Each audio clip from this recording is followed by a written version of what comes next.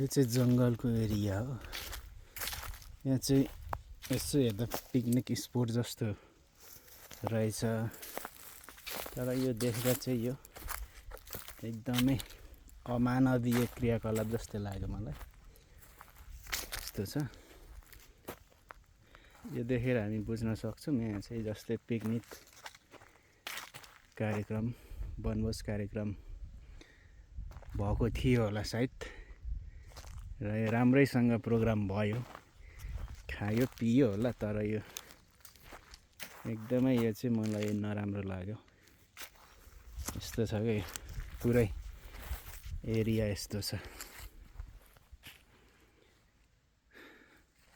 सबै फोहोरहरू कमसे कम यो कार्यक्रम सकेपछि यो फोहोरहरू चाहिँ टिप्ने, यो जल्नेलाई जलाउने त गर्नुपर्छ, तर त्यो भएन, सबै छरपृष्ठ छ।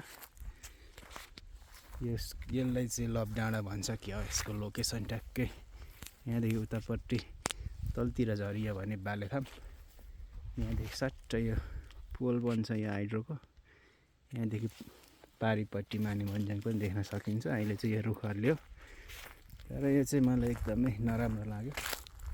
यस्तो छ,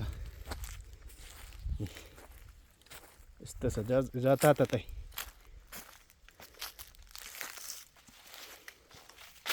यस्तो छ, अनि सकिन्छ यो अब कसले सफा गर्ने? ल अर्कोचोटि आउँदा नि यस्तै देखियो भने चाहिँ आफैले सफा गर्नु पर्ला। अहिलेलाई चाहिँ यत्तिकै छोडिदिने, ताकि सबैले देखुन् र अर्कोचोटि यस्तै कार्यक्रम हुँदा चाहिँ कार्यक्रम पश्चात सफा गर्ने बानी बसोस्। अब फेरि यहाँनिर हेर्नुहुन्छ भने बोतलहरू यस्तो छ, यो पक्कै पनि कुनै पनि घरबाट लिएर यहाँ फालेको होइन, किनभने यो चाहिँ जङ्गल एरिया हो। यो चाहिँ यतै आउने, खाने, फाल्ने गरेको प्रष्ट बुझ्न सकिन्छ। यस्तो छ कि यो बोतल यो न कुहिएर जान्छ न सडेर जान्छ, यो यहीँ बस्छ, यहीँ फुट्छ। अनि जङ्गल एरियामा हिँडडुल गर्दा चाहिँ अब कहिले दुर्घटना हुने त्यस्तै हुनसक्छ।